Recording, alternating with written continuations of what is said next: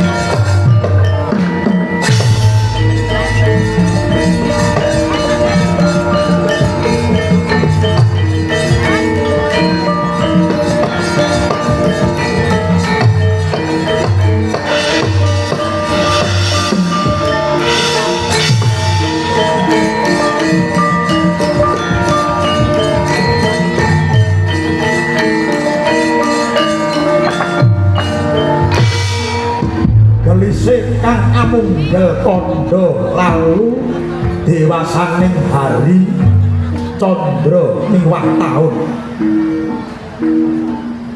lampahing Pandhawa ingkang wis pundhak ing 12 taun ngancik ing warsa 13 lelampahan ingkang dumadi wonten ing negari Wirata ing kono ana mustika lelampahan ingkang dumadi wonten ing negari Wirata sumorot cacah 6 nenggih ingkang tuwuh amumbal nyunarake pepadhan miwah katentreman ugi karahayon amung kewala datanana ingkang muningani sapa to jati-jatine mustika mbabar pepadhan nadyanto gumuruh ing praja labet mogane sang Kicaka rupa kinca lan raja mala parandene tanggap ing gati hanenggih menika warnane Nyai Embang Salindri sesilih mangumpung mangarang anggenira nyawang lakon tanggap Kyai Lurah Semar Badranaya.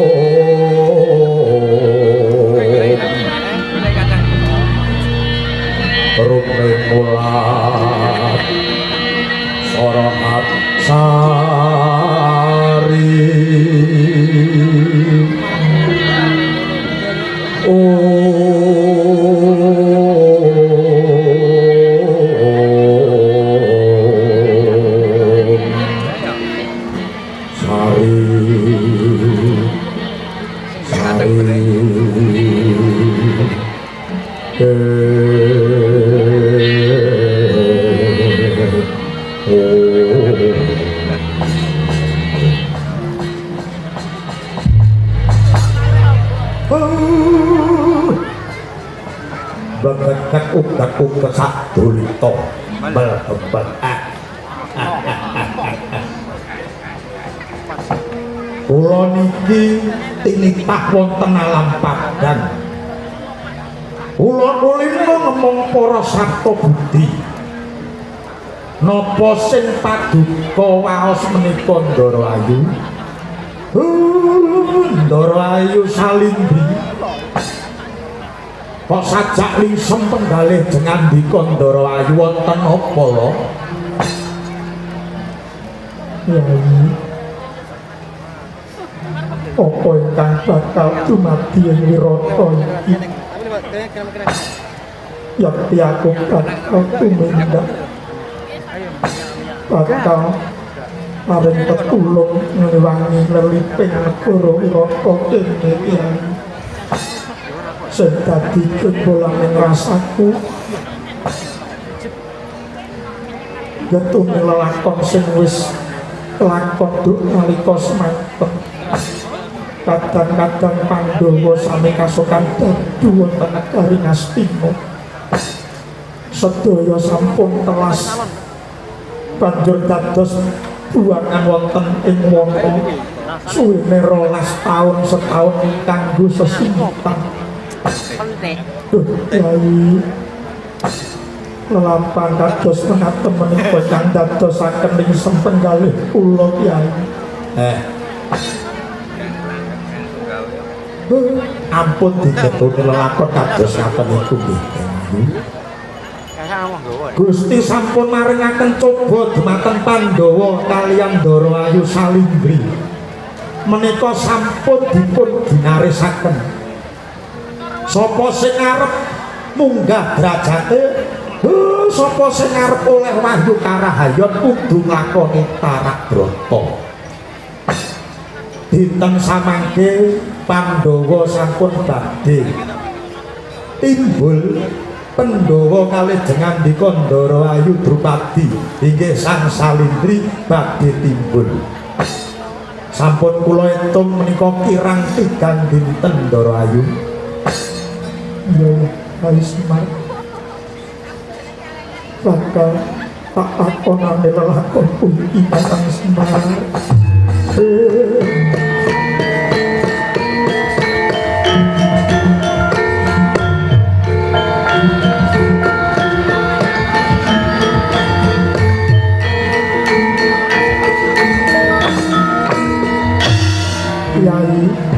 soroting srengenge brang wetan kaya sumilak padang sumeblak padang indahe sesawangi nuruti gregeting kalbu ora winggih anu kyai aku mung pamrih rakayuning wirata negara sak isine nggih syukur yen ngaten Ndara Ayu mung kula titip weling namung kantun pinten dinten malih ampun nganti lampan menika konangan dening sinten kemawon wonten ing Serat Weda ing jaman kala bendu ngupadya dalane Karahayon nggih niku panjenengan lampahi kanthi tulus ati welas asih mring sesama kanthi sabar lan eling inggih mriku badhe bisa nyingkirake bab tumindak ingkang kirang prayogi godha lan rencana bisa diguang supaya tiba ing adoh Ndara Ayu ya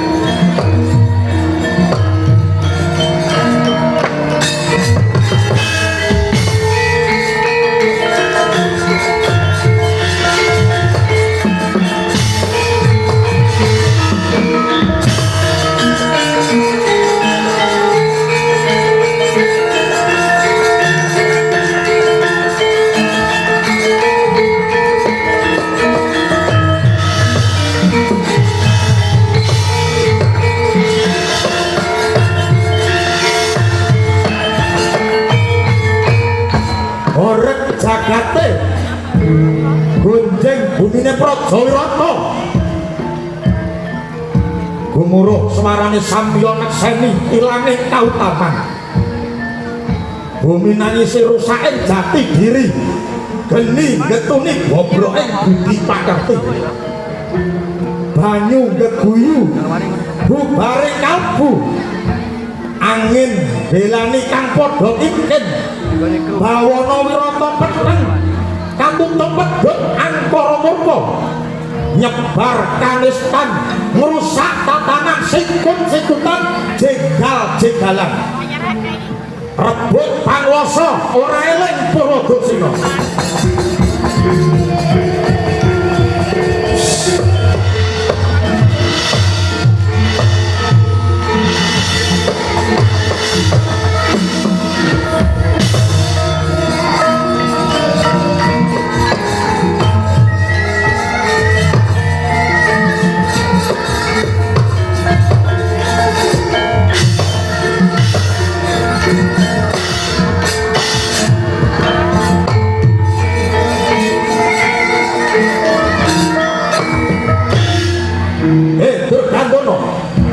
aja kowe mampang dupet dadi wemenang gedeng rangsila tumpang bisa ngomong adolumut ora gathuk melek mripat nanging aku ora wuta kowe ora ngerti marang lambane liyan yen ana payo-payo aku sing adus getih nanging babar pisan ora ana rasa panuwun ya anten ana piwalesku lena kaprayat manut tak rebut panasamu ngono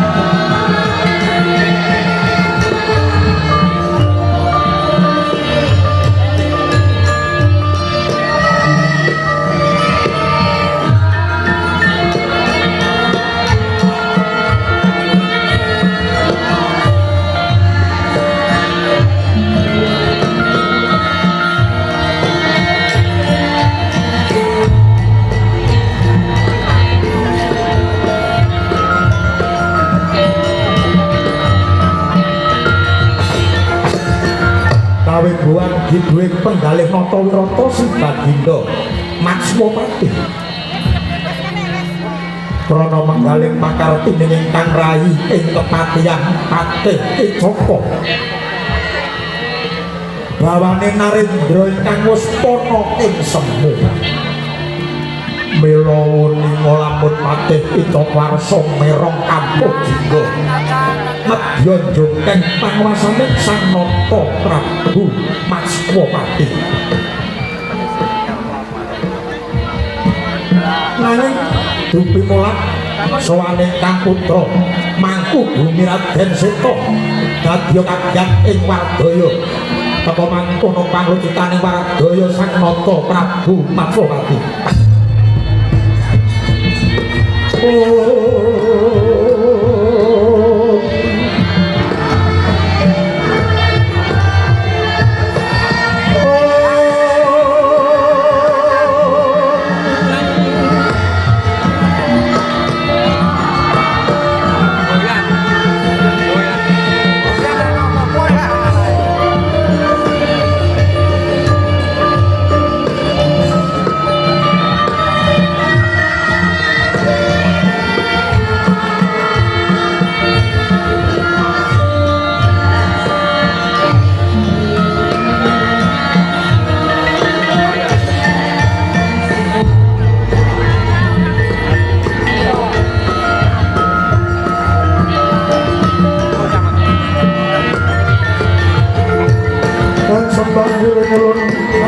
Barisan Morbera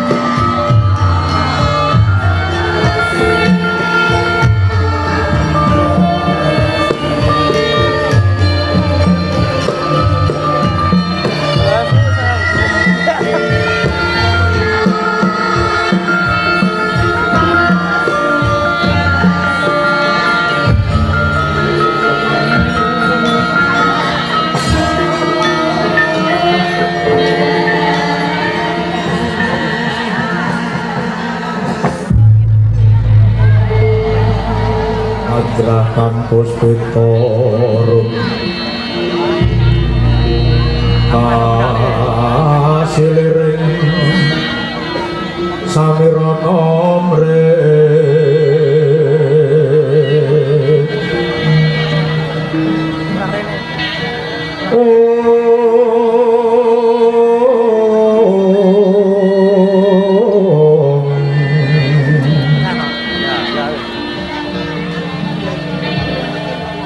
Sekar Kedung Pongas Bandana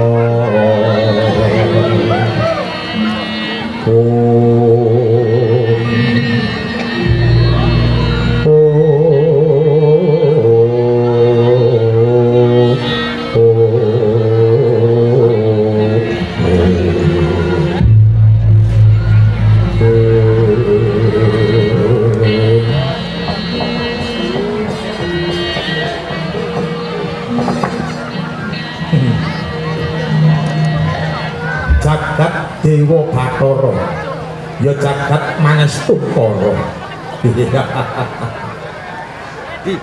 apik kabelan anak anung Dita sira puluk kang wis sowan Seta padha raharja sowan munggah inggih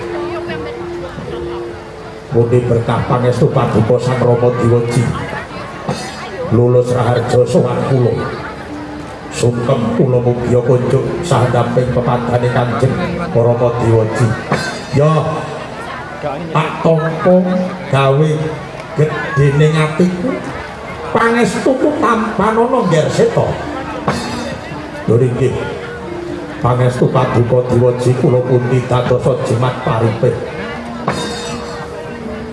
seta kula wonten dalem kowe ning mburimu sing kok kanthi sowan ing ngarsaku manungsa tanpa duga kuwi sapa seta sowan ing ngarsane ratu ora gelem ndodok sandang panganggone kaya wong alasan klambine ora mbejaji ngadep ratu Gung Binetara sapa kuwi seta inggih Kanjeng Rama Diwaji lare punika calon jago saking kasepuhan ingkang badhe ngembari kedanipun Paman Raja Mala. Ladal.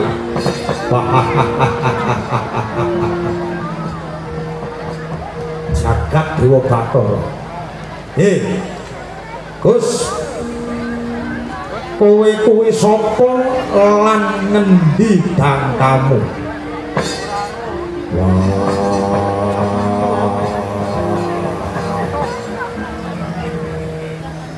Jenengku Bilawa. Enek sing ngarani aku Balawa. Ya iki aku wujuding Bambang Balawa.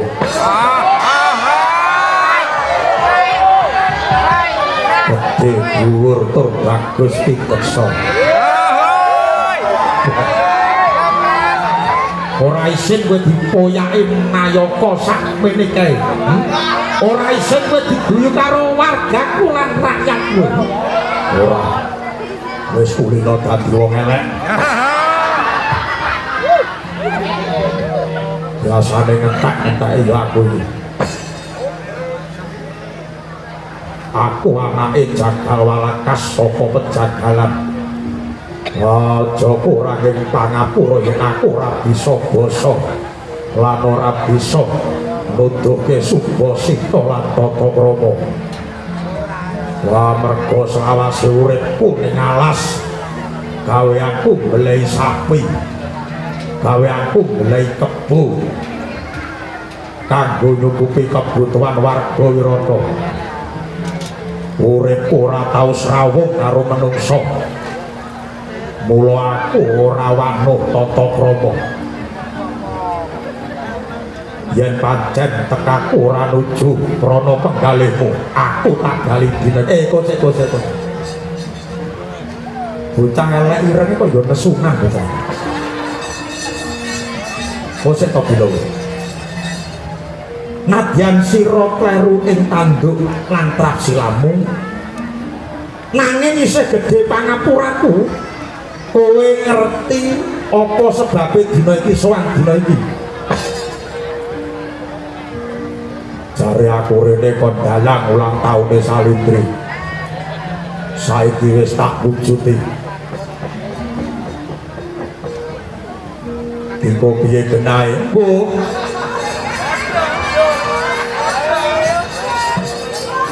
Kowe iki rene tak dadekne jago, ora kok kon malah seneng-seneng. Injis cari kandhane anakku Raden Seta. Aku kepilih minangka jago Wirata kanggo ngadepi Raja Mala. Kowe saguh Bilawa? Sing ora saguh muni sapa aku menungsa wae ora wedi. Kewan-kewan wae tak singkati. Tak delei aja meneh kok kewan. Kewan-kewan mbok sikati piye apa mbok gosok gigine ngono ora. Tegese tak pateni siji boko siji.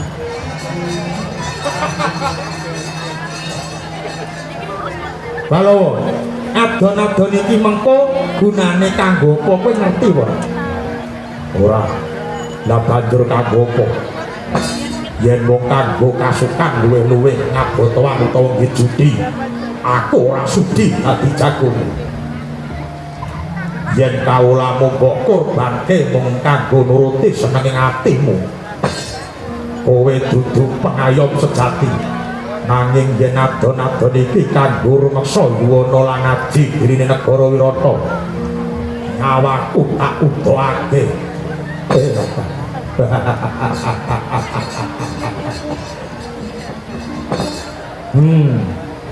suwe-suwe kok seneng atiku krungu aturmu kuwi kabeh lho tembungmu mantes lan jiwa kabangsanmu gedhe ya Bilawa ngertenono dina iki nasibe Wirata ana ing tengahing bebaya adikku ing kepatihan sajake arep njungkeng kawibawan kalungguhanku banjur kanthi ngadani adon-adon jago critane ngono kuwi lho cetane nasibe Wirata dina iki ana ing pundhakmu lho kagiat resang kapirangu renangkul kinampet kampet dosang retnane bawono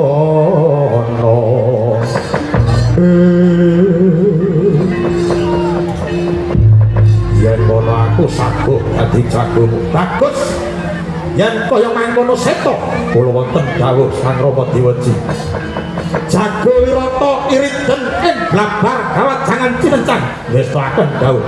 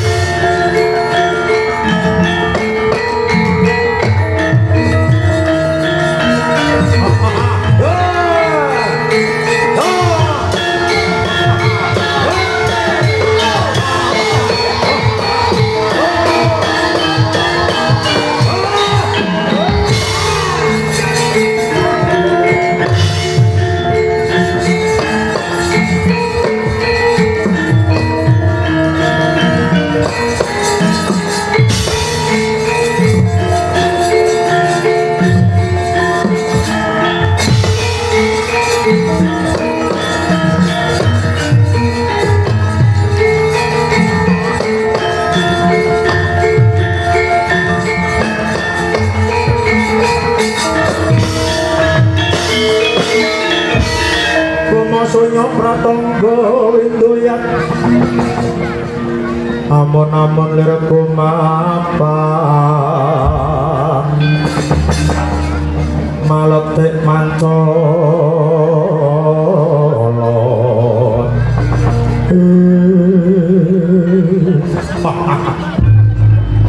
Rumakeca lan Raja Mala dina iki ing labar kawat janget cinencang bakal ditetokke sapa sing luwih pantes ngratoni Wirata Kicaka apa Durgandana?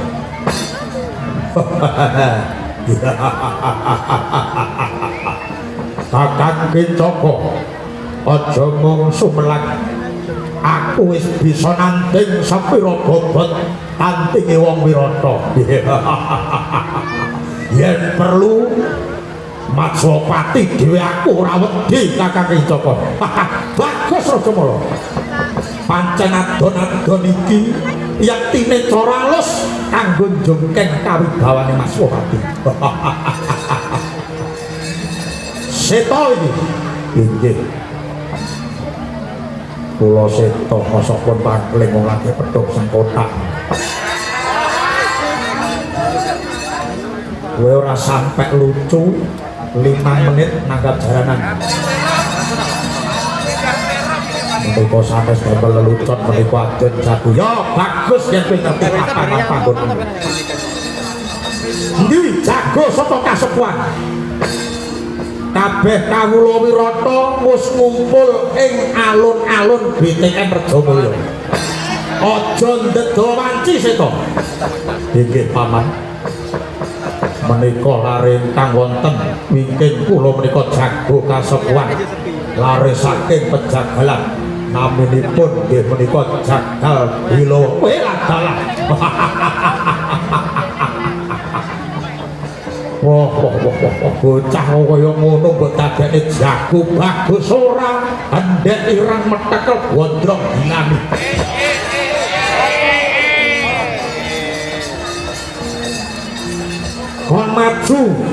Kon maju budele pisan aku ora wedi. Ora ana bawa.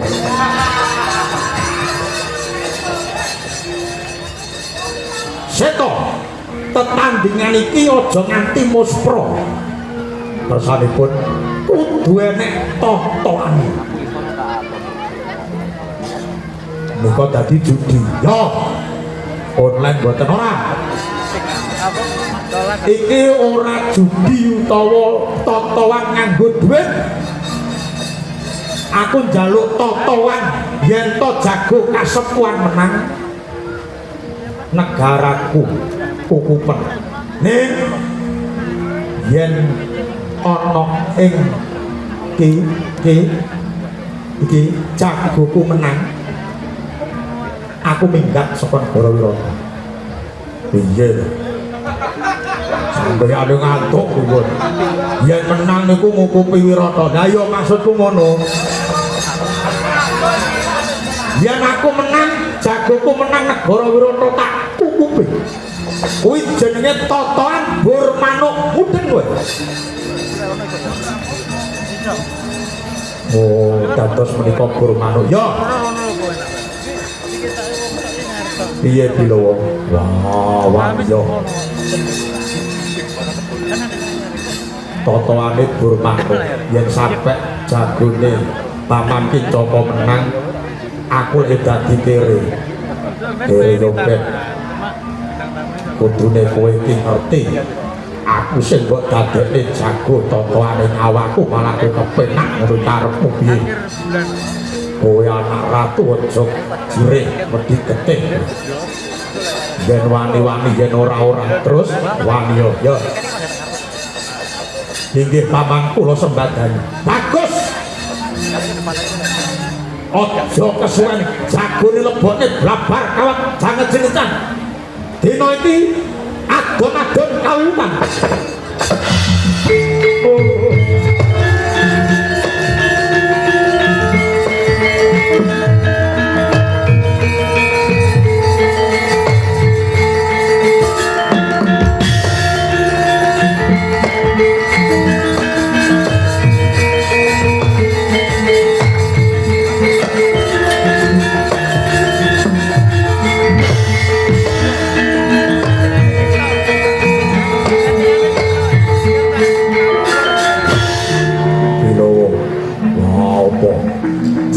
Terus mbok pikir ditato.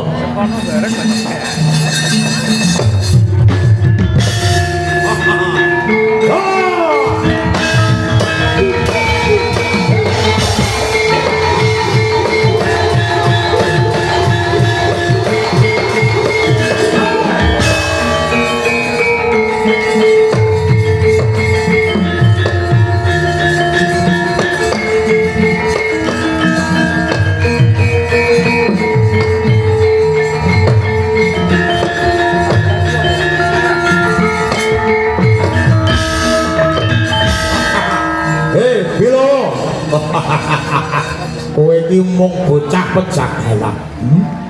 Kowe yen kena tak eleke. Aku dina iki arep njokek kawibawane Kakang Durtandana. Mula iki timbangane engko kowe engko mati. Kowe tak eman Balo. Kowe tak eman yen to aku karo kakangku wis manguasani negara Wirata. Kowe njaluk pangkat apa tak turuti. Eman-eman gagah kowe. Tak negosik kowe. Tak nego tanggapanmu pira. Ya cocok budal. Ora cocok bangga budal. Ora usah apa kotak. Kowe njaluk apa muni tak turuti. Emas picis Raja Brana. Kowe njaluk bojo sing ayu, paribasane tak turuti Balo. Ning kowe gaya-gaya kalah. Piye Balo? Kowe njaluk apa? Aku njaluk iwak ati. Oh. Iwak ati. Mong iwak atine kecil tak bukoke jalukmu pirang truk. Sing tak jaluk dudu atine sapa-sapa kejaba ati udhep biasa dalek. Ora kena deman wis. Tanganku ndarat penerjat damra rubuh hancur nyawamu.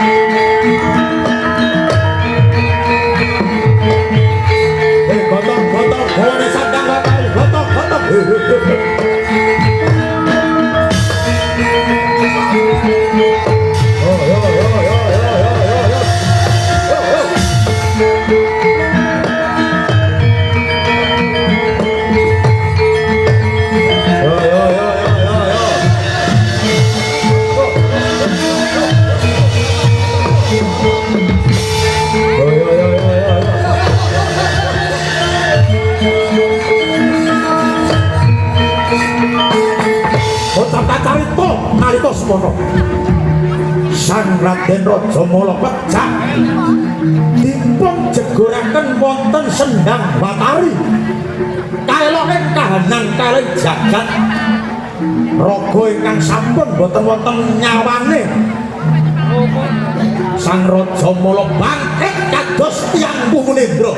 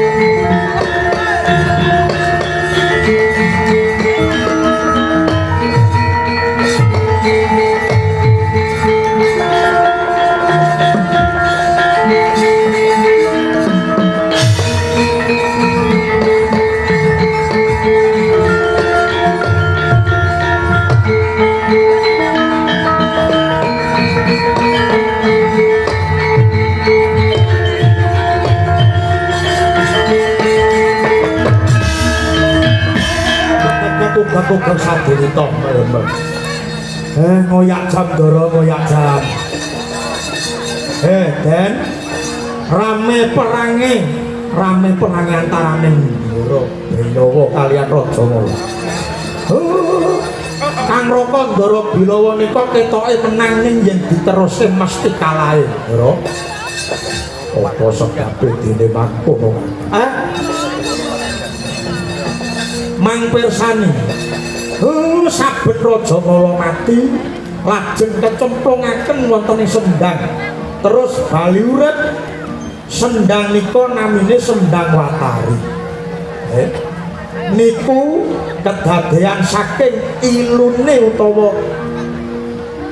tetesing loh saking Dewi Rara Amis inggih Dewi Sayojana Gandhi menika ibunipun Raja Mala duwe daya panguripan mila yen pengen menang mang musti senjata Brahmastra mang tamake tan banyune Sendang Watari yen banyune umop niku tegese pun ilang daya kampinten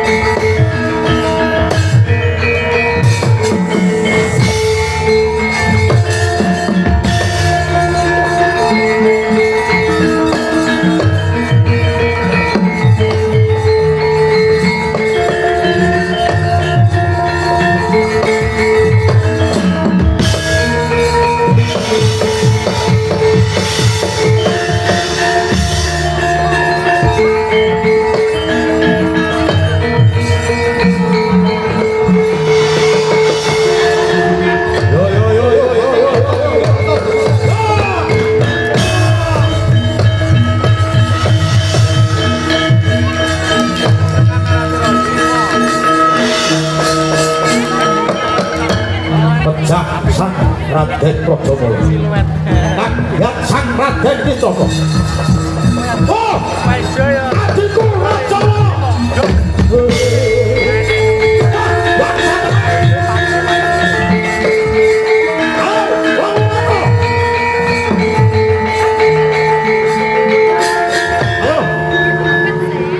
jagone kalah wono sing maju Bilawa tak omyak kowe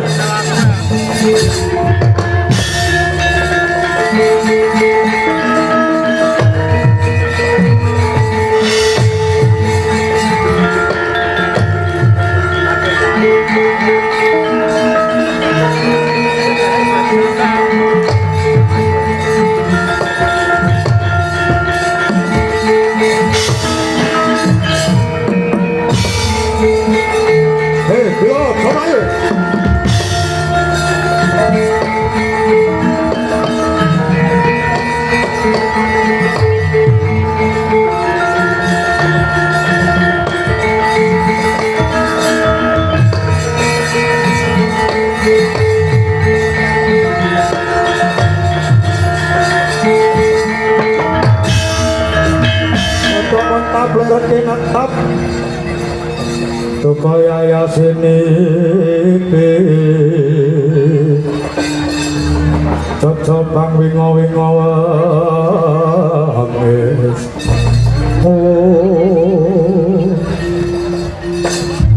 iki kaya kangkok inggih kowe ngerti prayune Bilawa kangkok pangapunten Gusti Patih menika dadi perkawis pundhut kedahipun paduka bawa laksana anggenipun ngampe kados mekaten boten wonten taranipun jagone wis kalah bata ya ora trima ora sak tutur-tutur kere nuturi penggede iki ya kowe kuwi semekean kowe kanggo sudra wae dadak nganggo belung keling wong kuwi kudu nglungguhe marang todrate belung keling sing mok nggo kuwi ora munggo karo derajatmu kowe iki mung lurah pasar ngerti ora aduh kula nuwun sewu tumrap kula busana utawa penganggepan menika namung papas rae badan wadah ingkang saged lawas lan saged risak menika nggih namung klambi paribasane tiyang gesang menika ingkang baku sanes sandanganipun raga nanging sandanganing jiwa ingkang awujud tindakipun sloga Solabawa miwah picanten ingkang akarya natyasing sesama nadyan ucapmu kuwi bener lan becik nanging dudu lungguhe kowe mejang lan mulang marang aku ayo diudari gelungan aduh kula boten saged amargi gelungan menika paringanipun kanjenipun ingkang ora gelem ngudari boten setan elek tak jambak udar gulungan pun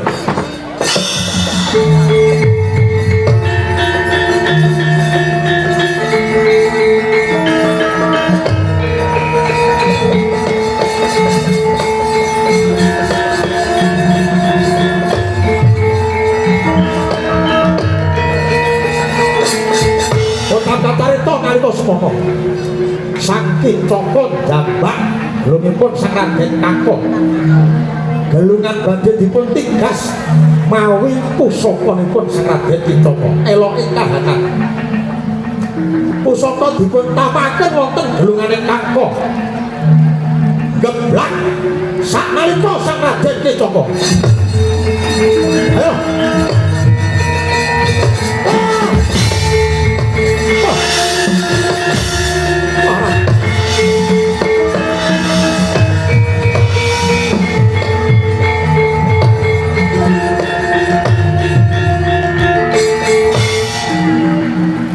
apa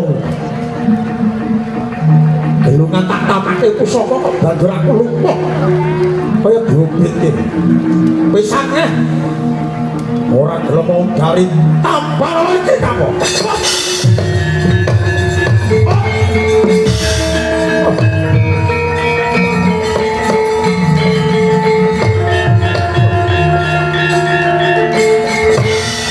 setan alas kere malati weh